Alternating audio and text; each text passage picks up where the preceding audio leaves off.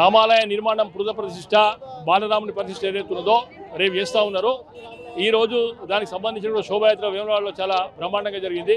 ఓ రకంగా ఆధ్యాత్మిక క్షేత్రం, ఈ శైవ క్షేత్రం అయినా కానీ శివునికి కేశవునికి భేదాలు లేవు మన హిందూ ధర్మంలో.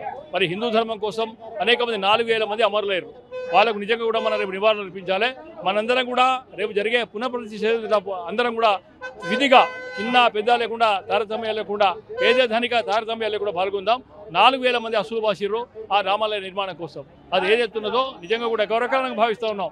భారతీయ జనతా పార్టీలో పనిచేయడం, ఏదైతే అద్వానీ గారు రథయాత్రలో పాల్పంచుకోవడం ఏదైతే ఉన్నదో నిజంగా ఒక అదృష్టంగా భావిస్తాం కనుక ఆ రామచంద్ర ప్రభువు ఈ భారతదేశాన్ని దీవించాలి.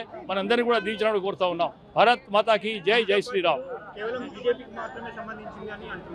మేము చాలాసార్లు చెప్తా ఉన్నాం, ఎస్ భారతీయ జనతా పార్టీకి సంబంధించిన వాళ్ళ దురదృష్టం మేము ఏం చేయలేం. మా మేనిఫెస్టోలో అయోధ్య రామాలయ నిర్మాణం ఉన్నది, 370 ఆర్టికల్ కూడా ఉన్నది. కాంగ్రెస్ పార్టీ ఏదైతే ఉన్నదో ఓ రాజకీయ కోణంతో ఆలోచిస్తుంది. మైనారిటీ ఓట్ల కోసం 12% ఉన్న మైనారిటీ ఓట్లు చీలకుండా చేసే ప్రయత్నం చేస్తూ ఉంది కనుక హిందువులంతా గమనిస్తూ ఉన్నారు కనుక వాళ్ళ పాపానికి వాళ్ళే పోతారు కూడా మేము అనుకుంటా ఉన్నాం.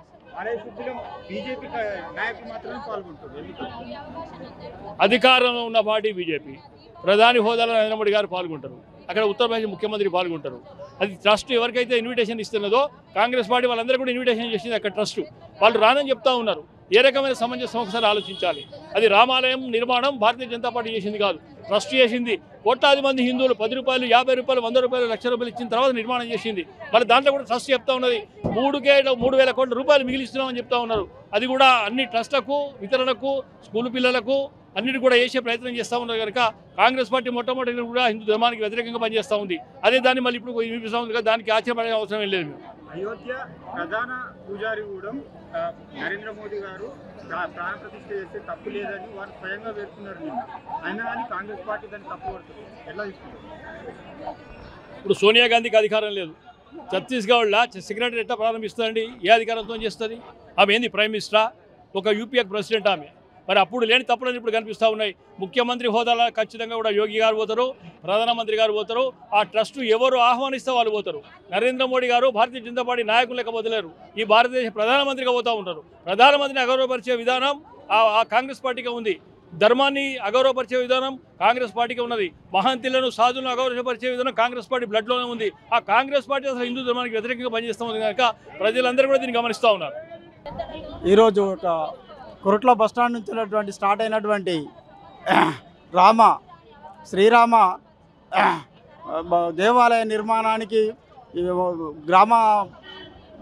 గ్రామకారం నుండి ఇచ్చేసినటువంటి కరసేవకులు, రామభక్తులు ఈరోజు కొరట్ల బస్టాండ్ నుంచి వేములవాడ టెంపుల్ వరకు రావడం జరిగింది.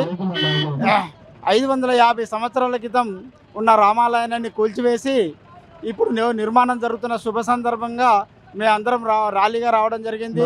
రేపు జరిగే రామాలయ ప్రాణప్రతిష్ఠ, బాలరాముని ప్రాణప్రతిష్ఠ కొరకు అందరూ వాళ్ళ ఇంటి లోపల 5 దీపాలు వెలిగించి ఒక దీపావళి పండుగ చేసుకునే విధంగా అందరూ హిందూ బంధువులందరూ చేసుకోవాలని మేము కోరుచున్నాము.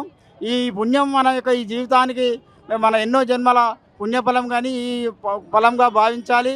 ఎన్నో జన్మల పుణ్యఫలం చేసుకుంటే కానీ ఈ సంవత్సరం మనం ఈ రామజన్మభూమిలో, ఈ యొక్క రామాలయంలో, ఈ అయోధ్యలో మనం బలరాముని విగ్రహం ప్రతిష్ఠ చేసుకుంటున్నందుకు, మనం కన్నులారా వీక్షిస్తున్నందుకు మన జన్మజన్మల పుణ్యఫలమే అని నేను భావిస్తున్నాను.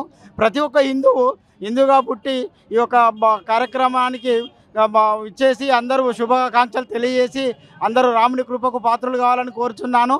జై శ్రీరామ్, జై శ్రీరామ్, జై శ్రీరామ్.